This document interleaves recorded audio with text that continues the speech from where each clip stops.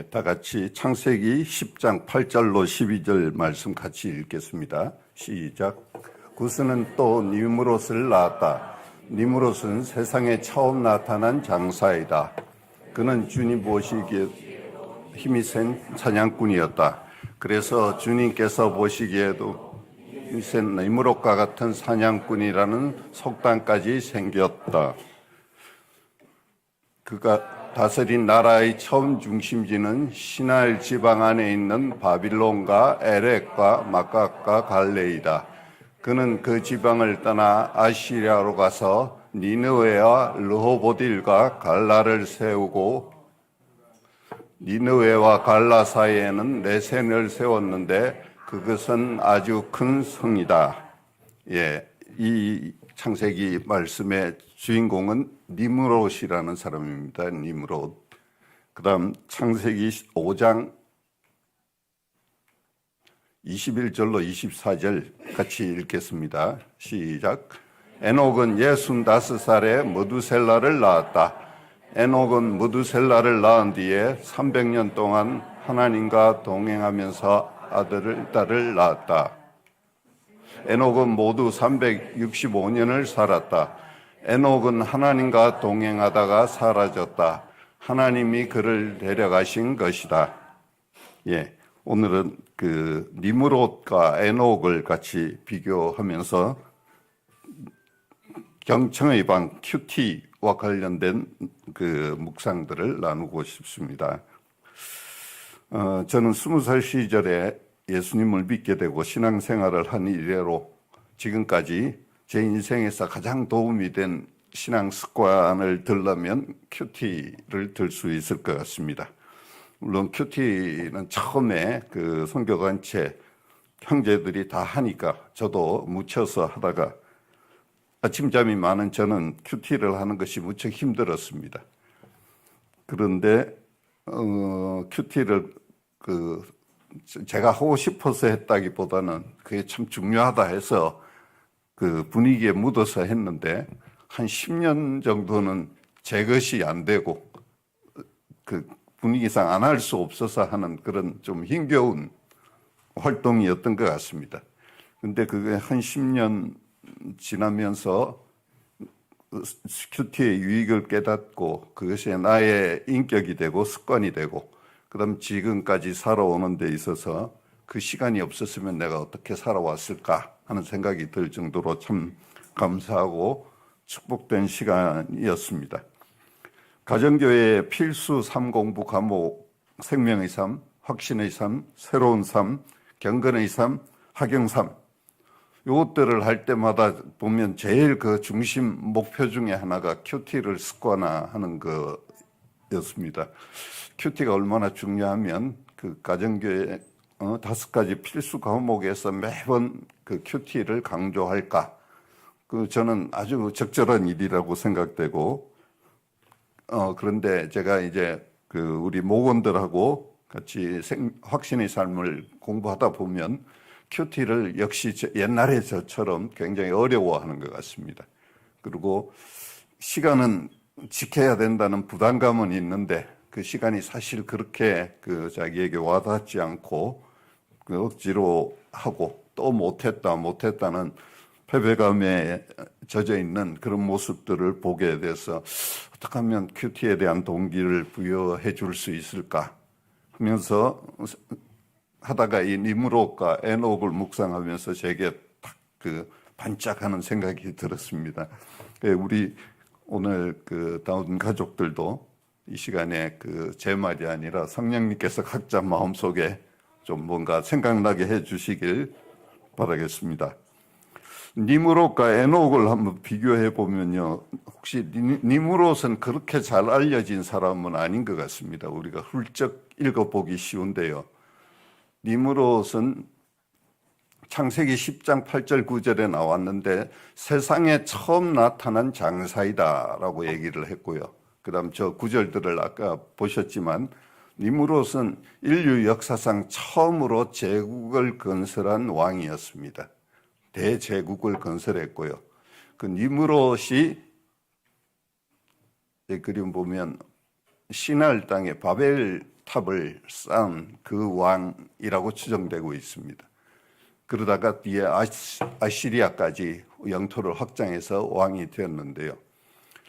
니므롯이 구스 족속이라고 했거든요. 구스의 아들이라고 했고, 구스는 함의 아들입니다. 노아의 세 아들이 있었는데 셈과 함과 야벳이 있었죠. 그 중에서 경건한, 쉽게 말해서 착한 아들은 누굽니까? 셈과 야벳이었죠. 그리고 좀 하나님 앞에 저주받은 아들은 함이었어요. 그래서 창세기 10장에 보면 그 자손들이 나오는데 누가 제일 잘 됐을 것 같습니까? 셈과 함과 야벳 중에. 보면 놀랍게도 함의 후손들이 제일 세상적으로 보기에 잘 된 것 같아요. 저 제국을 건설한 왕 니므롯이 그 자손이었고요. 니므롯은 아마 출중한 리더십이 있었던 것 같습니다. 물론 하나님 중심이 아니고 자기가 왕이 되는 인간 중심의 그 리더십이 있었던 것 같은데, 그래서 모든 사람을 일치단결해서 잘 살아보세. 바벨탑만 건설되면 우리는 잘 살 겁니다. 우리는 모두 하나님과 같이 될 겁니다. 이랬던 것 같습니다. 그래서 인류 역사상 가장 인간들이 잘 협동해서 만든 게 바벨탑이었죠. 그죠? 그래서 하나님께서 그걸 보고 이제 언어를 혼잡케 해서 흐트러지게 했는데, 하여튼 그때의 리더십이었어요. 그래서 저는 어찌 보면 요즘 세상으로 생각해 본다면 니므롯은 아마 세계에서 가장 강대국의 존경받는 리더십이지 않았을까 생각이 됩니다. 그 보면 세상은 모두 다 지금 니므롯이 되고 싶어서 정말 자기의 시간과 노력을 들여서 모두 니므롯 같은 사람이 되기를 추앙하고 그걸 바라고 있는 거 아닌가 하는 생각이 들었습니다. 세상의 가치관, 또 세상의 문화 이런 것들이 전부 니므롯을 추앙하는 문화라고 생각이 됐습니다. 다음으로 창세기 5장에 나타난 그 에녹을 보겠습니다. 에녹은 특별히 히브리서 11장 5절에서는 믿음의 그 영웅들을 전당이죠. 명예의 전당인 히브리서에서 에녹을 언급하고 있습니다. 같이 한번 읽어보겠습니다. 시작. 믿음으로 에녹은 죽지 않고 하늘로 옮겨갔습니다. 하나님께서 그를 옮기셨으므로 우리는 그를 찾을 수 없었습니다. 옮겨가기 전에 그는 하나님을 기쁘게 해드렸다는 증언을 받은 것입니다. 우리가 창세기에서 에녹에 대한 기사는 딱 아까 봤던 5장에서만 나와 있는데, 에녹이 했던 특별한 일은 전혀 볼 수가 없습니다. 에녹에 대한 기록은 오로지 하나님과 동행하면서 하나님을 기쁘시게 했다. 그것만 기록되어 있고요. 그는 365세에 죽었습니다. 그 아들인 무드셀라가 960 몇 살이죠, 그죠? 960 넘게, 그 당시에 평균 그 수명이 한 900살 된 것 같습니다. 근데 에녹은 365세에 죽었습니다. 말하자면 요절한 거죠. 오늘날 개념으로 우리 90세 사는데 저 사람은 35살, 6살에 죽은 거죠. 그죠? 그러니까 그리고 그의 삶은 그 니므롯과 같은 성취도 없었고 특별한 게 없어 보이는 그런 사람이었습니다. 근데 그가 어떤 사람인지는 몰라도 하나님과 동행하면서 하나님을 기쁘시게 해드렸다.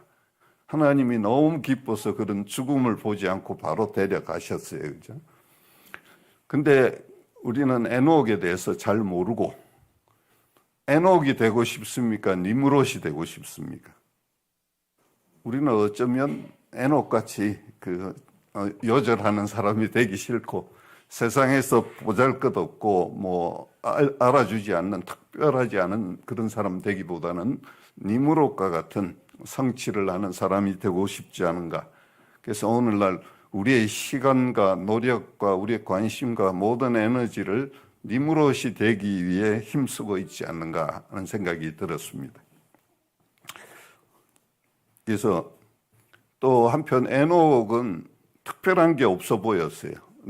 히브리서 11장에 나오는 믿음의 영웅들은 다 뭔가를 했습니다. 그죠? 우리가 근데 에녹은 전혀 그 어떻게 하는지 모르는데 하여튼 특별한 것은 하나님과 동행하는 일에 굉장히 열심히 있었고 나머지는 그렇게 두드러진 사람이 아닌 것 같았어요.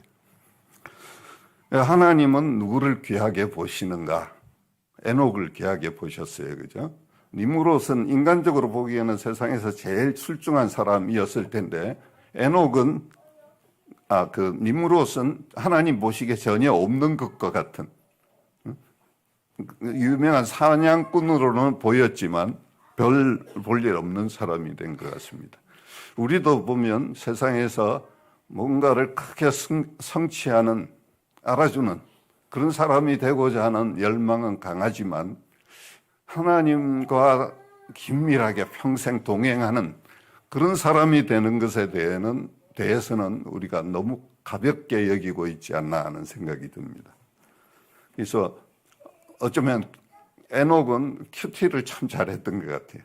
매일 하나님과 동행하면서 그래서 하나님 음성이 들릴 때마다 감격하면서 하나님을 기쁘시게 해드린 그런 사람이 아니었을까 생각이 듭니다. 우리는 큐티 잘한다고 세상에서 승진하는 것도 아니고요. 열광하는 것도 아니잖아요. 그러니까 그 시간보다 큐티를 제가 저를 되돌아보면 큐티를 하는데 이거 빨리 끝내야 돼요. 큐티를. 그래야 다음 오늘 할 일이 많아요.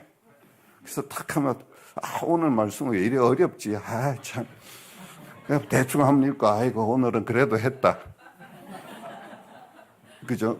그 아무것도 안 하면 안 되니까 요약은 할 수 있으니까 요약하고 특별히 마음에 성령의 음성이 안 들려도 나는 큐티 했다 하고 나갔던 것 같아요. 근데 직장에서 누가 나를 좀 깔보고 나를 알아주지 않았다 할 때는 마음이 정말 쓰리고요. 그죠? 그 며칠간 내 마음을 비참하게 만들고 그랬던 것 같습니다. 확실히 저는 니므롯을 좋아했던 것 같고 말로는 에녹이 하나님이 기쁘시게 하는 사람이라고 하지만 내 속은 그 니므롯을 닮고 싶어 했던 것 같습니다. 그래서 그러기에 시간이 너무 없었고 내가 주님 만나기 위해서 이 매일 갖는 큐티 이거 매일 해야 되나? 일주일에 내가 이것 말고도 주님께 드리는 시간이 많은데 참 그래가지고 그 시간을 너무 소홀히 여겼던 것 같았습니다. 또 말씀 하나 보겠습니다. 그래서 하늘나라로 가는 니므롯 그림을 애써 찾아놓고는 죄송합니다. 제가 계속 넘어가기만 하네요.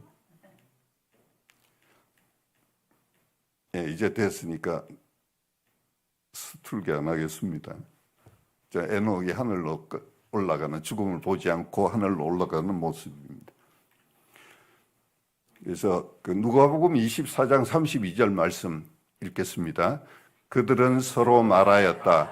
길에서 그분이 우리에게 말씀하시고 성경을 풀이하여 주실 때 우리의 마음이 우리 속에서 뜨거워지지 않았습니까?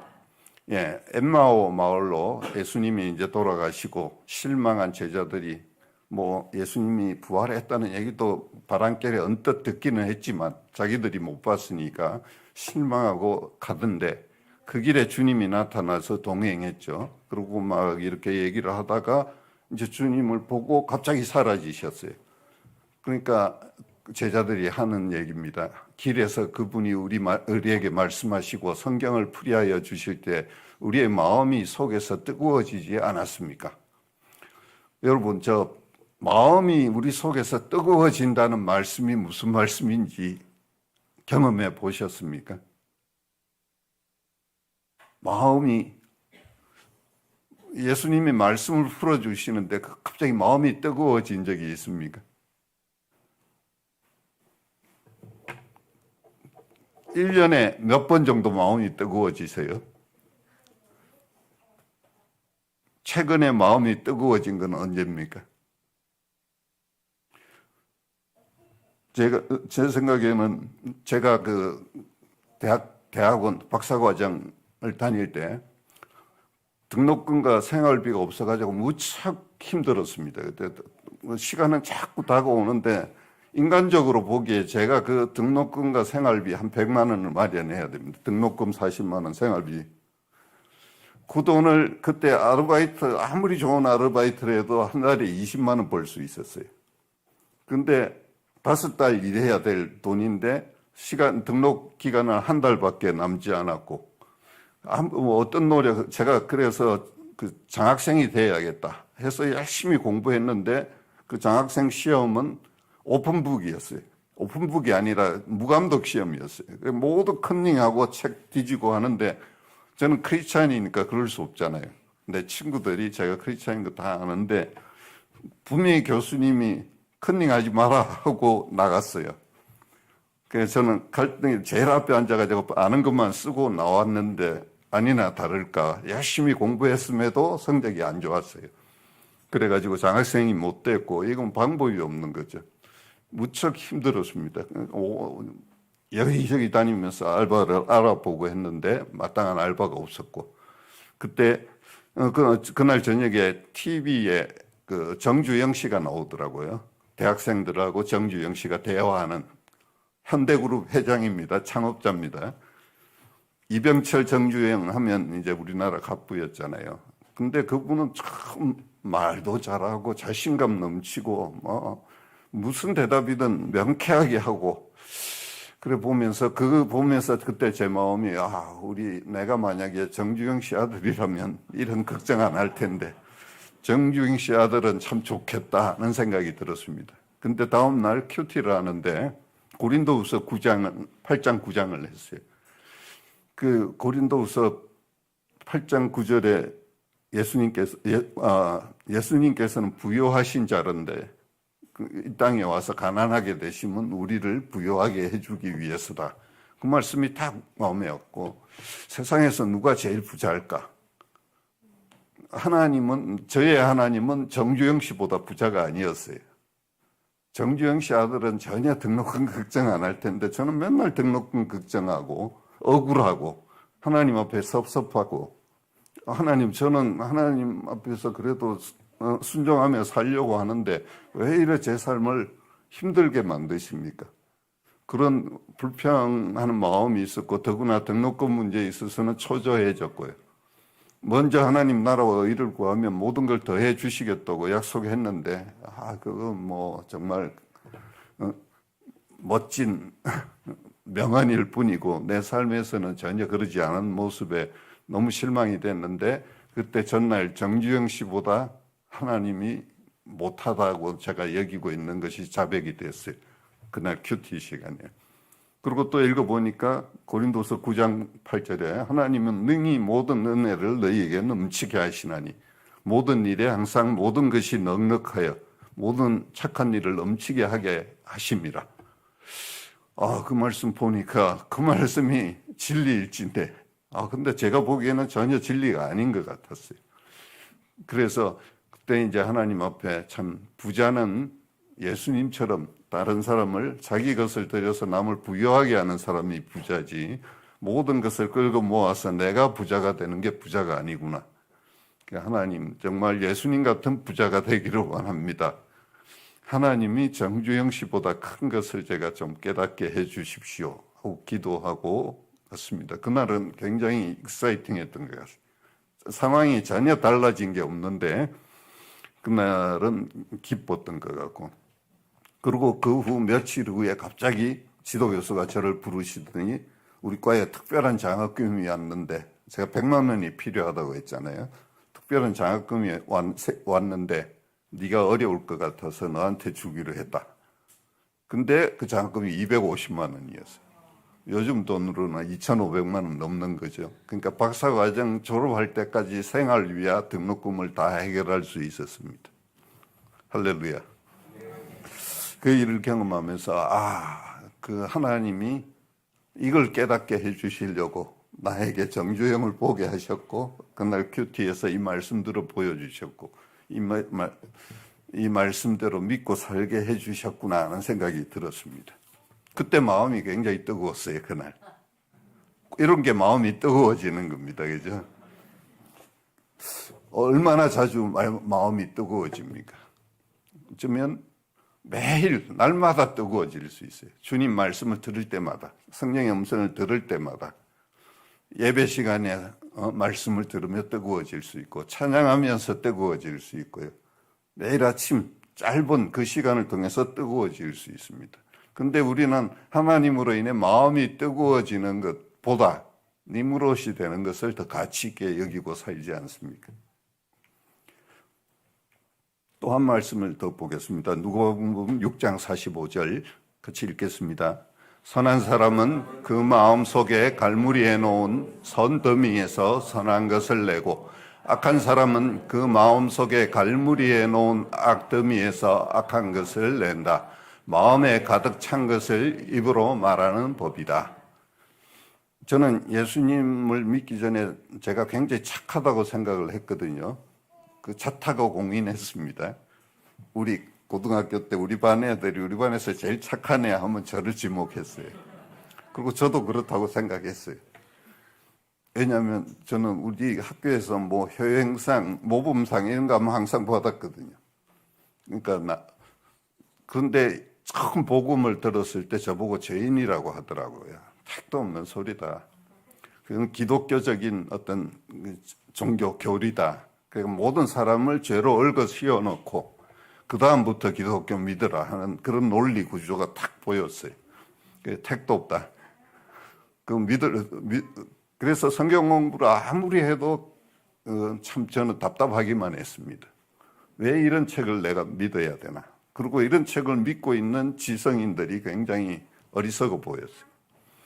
그랬는데 제가 성경 공부를 하다가 만물보다 거짓된 것이 심히 부패한 것이 사람의 마음이라는 게 타고 와닿았어요. 그리고 예수님이 여자를 보고 음욕을 품는 자마다 이미 간음하였느니라. 그 말이 굉장히 답답하게 느껴졌어요. 세상에 마음 가지고 뭐라고 하는 거는 이 기독교밖에 없는 것 같아. 그리고 이제 그 뒤로 제가 원하든 원하지 않든 제 마음을 보게 됐습니다. 제 마음이 점점 처한 모습을 알게 됐어요. 깜짝 놀랐습니다. 그래서 이제 기말 시험을 마치고 집에 내려가는데 부산이었는데 특급 열차를 타고 근데 여기서 성경 보면서 경건하게 내가 집에 가야지 하고 성경을 탁 들었는데 옆에 웬 군인이 휴가 가는 것 같았어요. 근데 이 친구가 썬데이 서울을 사가지고 딱 탐독하면서 가더라고요. 역시 나하고 차원이 다르다 생각하고 딱 하는데 그 사람이 대전에서 그냥 내리는 거예요. 그 대전에서 내리면서 썬데이 서울을 놓고 내리는 거예요. 바로 그냥 썬데이 서울을 탐독하는 저를 보고 이게 나구나. 아주 절망스러웠습니다. 그래서 성경 예수님은 하나님은 사람의 마음도 보시는구나. 외적인 행동만 보시는 게 아니고 어쩌면 마음이 더 중요하구나. 여기 보면 마음에 가득 찬 것이 입으로 나오고 행동으로 나오니까 내 마음속을 들여 깨끗하게 만들려고 노력을 해봤는데 안 되더라고요. 그렇죠?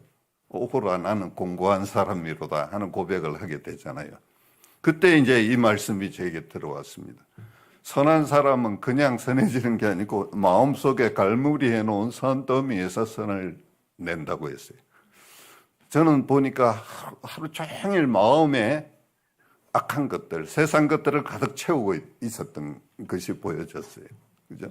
뭔가 세상에 어떻게 해야 잘 살아가나, 세상적인 철학, 가치관, 그런 것들을 가득 채우고 그런 것들의 영향을 받고 있으니까 내가 이럴 수밖에 없구나 하는 걸 깨달았습니다. 그때 하나님께서는 마음속에 선한 것을 쌓아야 된다. 그때 마음속에 선한 것을 언제 쌓겠어요? 큐티 시간이 마음속에 선을 쌓는 시간이더라고요. 그거 한 번 한다고 내가 확 바뀌는 건 아닌데 나도 모르는 사이에 시나브로 하죠. 시나브로 내 마음속에 선을 쌓게 되는 거고 그 선이 어느 날 나를 변화시킨다는 걸 알게 됐습니다. 그래서 큐티는 이런 면에서도 나의 속 사람을 변화시키는 하나님이 나의 속 사람을 변화시키기 위해서 나에게 하나님 음성을 들려주길 원하는구나 하는 걸 깨닫게 되었습니다. 그러면서 그 전에 저는 하나님 음성을 들으려고 하지도 않았고 그냥 큐티 시간을 지키려고 했지 하나님 음성을 들으려고 하지도 않았고 그다음에 하루에 뭔가 번쩍 내가 변하는 걸 기대했지 매일매일 내 속을 하나님께서 선을 쌓아가신다는 것을 깨닫지를 못했던 것 같습니다. 그래서 이런 말씀들을 통해서 제가 이제 콰이타임에 대해서 좀 더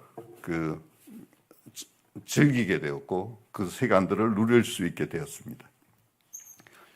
콰이타임 하면 생각나는 말씀이 시편 143절 8절인데 다윗의 시죠. 다윗은 정말 절박한 상황 속에서 오랜 세월을 보냈습니다. 항상 전쟁터에서 보냈고 죽음의 위협에서 보냈기 때문에 아침마다 변함없는 사랑의 말씀을 듣게 해 주십시오. 내 영혼이 주님께 의지하니 내가 가야 할 길을 알려주십시오. 예착 결정 잘못하면 죽는 거였어요, 다윗. 그래서 자기 하나의 선택으로 많은 사람들의 생명이 오가는 그런 전장에서 다윗이 하나님을 간절히 의뢰했던 것을 기억합니다. 그래서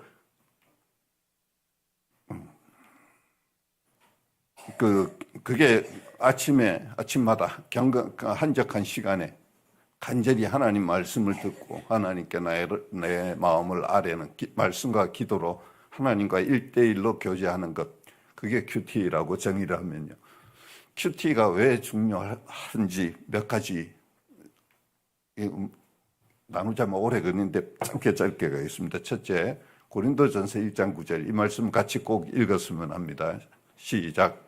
하나님은 신실하신 분이십니다. 하나님께서는 여러분을 부르셔서 그 아들 우리 주 예수 그리스도와 친교를 가지게 해 주셨습니다. 하나님이 우리를 왜 부르셨습니까?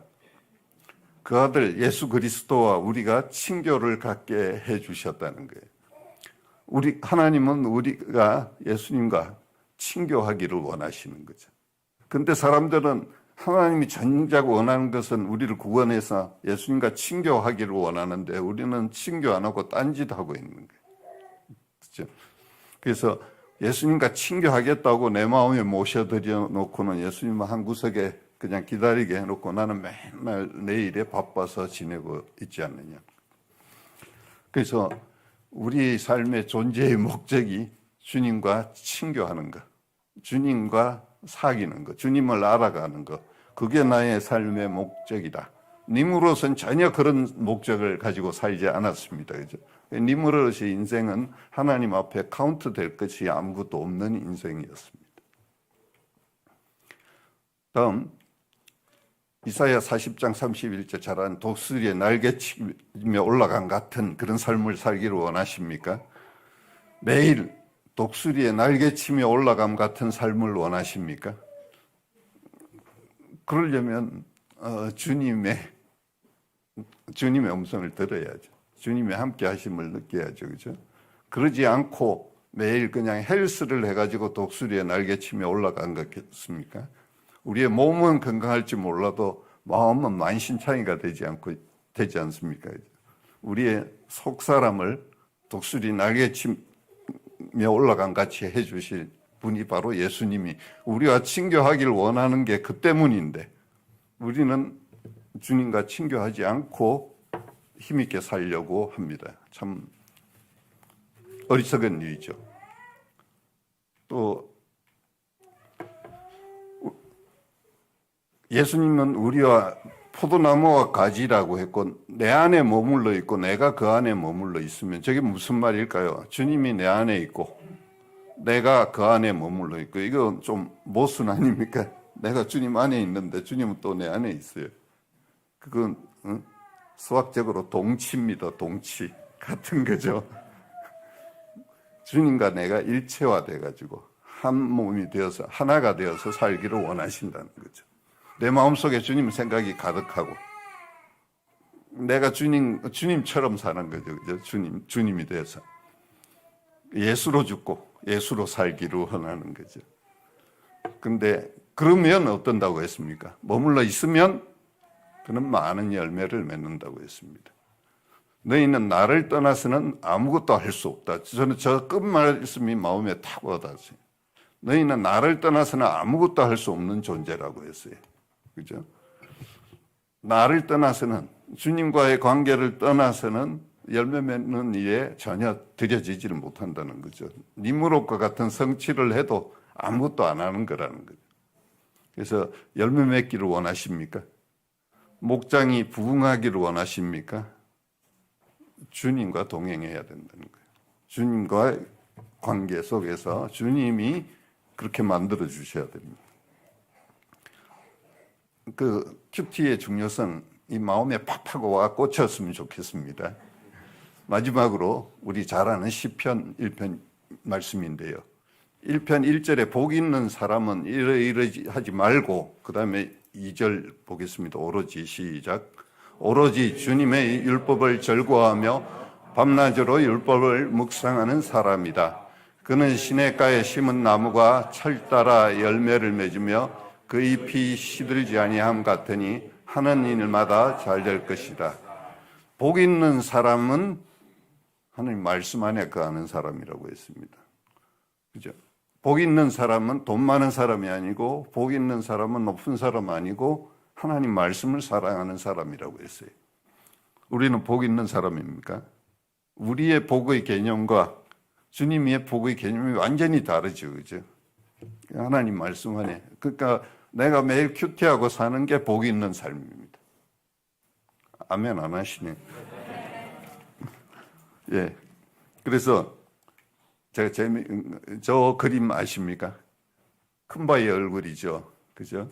큰바의, 저 사람은 매일 날마다 아침에 나와서 하루에 30분씩 큰바의 얼굴을 쳐다봤습니다. 큐티 같지 않습니까? 그래서 주님을 바라보는 거죠. 그런데 나중에 어쨌습니까? 저 사람이 큰바의 얼굴이 됐어요. 막 힘센 권력자가 와서 그 사람이 큰바의 얼굴인 줄 알았는데 아니었어요. 그죠? 부자가 나타나가지고 저 사람이 큰바의 얼굴인가 하니까 아니었어요. 그가 평범하고 아무것도 아니고 매일 주님을 바라보던 자기가 큰바의 얼굴이 됐어요. 매일 주님과 밀접하게 동행하는 우리가 에녹이 되고 우리가 큰바의 얼굴이 될 줄로 믿습니다.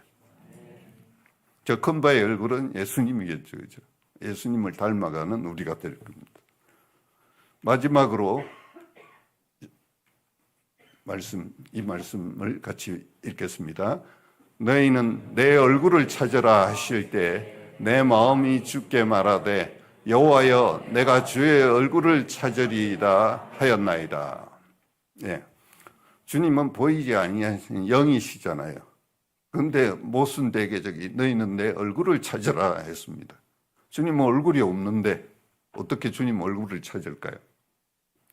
좀 시적인 표현이죠. 그냥 생생히 얼굴과 얼굴로 만나듯이, 모세가 하나님과 대면하여 만나듯이 그렇게 교제하라는 얘기죠. 그랬더니 다윗이 내가 주의 얼굴을 찾으리이다. 매일 아침 여러분은 주님의 얼굴을 만나다 주님을 생생히 만나십니까? 제가 큐티를 실패하는 이유를 가만히 참 오래 분석했습니다. 저 스스로를. 제일 첫 번째 이유는 시간적으로 인색하다. 우선순위를 안 두는 거예요. 그러니까 빨리 끝내려고 합니다. 제가 저는 큐티 할 때 제일 생각나는 게 우리 목녀하고 처음 데이트할 때 우리는 그때 일주일에 딱 한 번 만났거든요. 금요일 저녁에 만났어요. 그래가지고 밥 먹고 잠시 시간 보내고 그게 데이트의 전부였어요. 그러니까 그 시간이 얼마나 기다려졌겠어요. 그죠? 그 시간이 오면 막 그날 아침에 일어나면 굉장히 기분이 좋고 그래서 찾아가지고 딱 만났는데 그 우리 목녀가 저를 보고 엄청 반가워하면 저도 막 엄청 좋은 거지. 하나님과 만날 때는 어떻습니까? 아무 그런 열정도 기대도 없이 그냥 오늘 또 빨리 이것부터 해치워야지 하지 않습니까? 요즘에 저는 그렇습니다. 새벽에 이제 제가 우리 집에서 제일 먼저 일어나는데 일어나서 제 잠자리에서 제 큐티하는 장소까지 한 10m 정도 되는 것 같아요. 가끔만 보면 그 10m를 주님을 만나러 가는 거예요. 그때 느낌이 옛날 우리 목녀 만나러 다방에 갈 때 그 느낌이 드는 거죠. 그죠?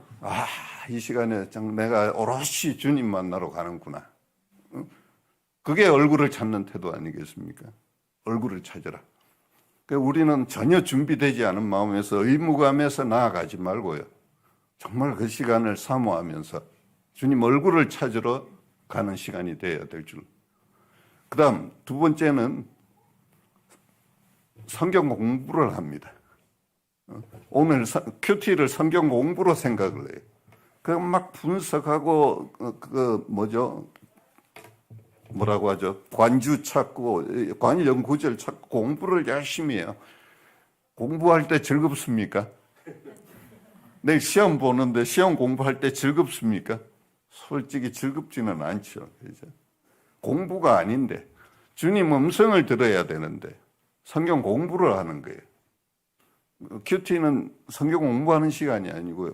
주님 음성을 듣는 겁니다. 오늘 말씀 중에 내가 가만히 집중하고 말씀을 묵상하면 저는 그 10분의 기적이라고 하는데 10분만 딴 생각 안 하고 정말 주님께 오롯이 주님 얼굴을 찾으면서 집중해서 보면 틀림없이 성령의 음성이 들려요. 거짓말 같습니까? 제가 요새 목연수도 큐티 강사거든요. 그래 목연수에서 10분간 실습을 합니다. 그리고 끝나고 나서 주님 음성 들렸습니까? 하면 다 들렸다고 해요. 우리가 큐티가 시간이 없어서 못하는 게 아니고 오롯이 전심으로 10분간 전심전력에서 하나님 음성을 듣지를 않습니다. 눈 한 번 안 마주치고 악수하는 거죠. 너 잘 있었냐? 이러면 얼마나 기분 나빠요. 주님하고 아이 컨택 안 하고 온갖 잡생각하면서 주님한테 눈도 한 번 안 주고 막 이렇게 해서 빨리 끝내려고 하지 않습니까? 적어도 주님 만나는 10분, 15분 그러니까 늘려가면 좋은데 그렇게 주님 얼굴을 찾으시기 바랍니다. 그래서 내일부터 한번 내가 10분만 투자해보고 그 시간에는 온갖 잡생각 안 하고 정말 주님만 바라보고 한번 해보시면 이렇게 주님이 내게 말씀하시는구나. 이렇게 내 마음이 뜨거워지는구나. 그렇게 마음이 뜨거워지다 보면 어떻게 됩니까? 성령 충만하고 어느 날 내 속에 예수님 모습이 나타나는 거죠. 우리 다운 가족들이 모두 정말 주님을 만남으로 인해서 행복한 우리가 되기를 주님의 이름으로 축원합니다. 감사합니다.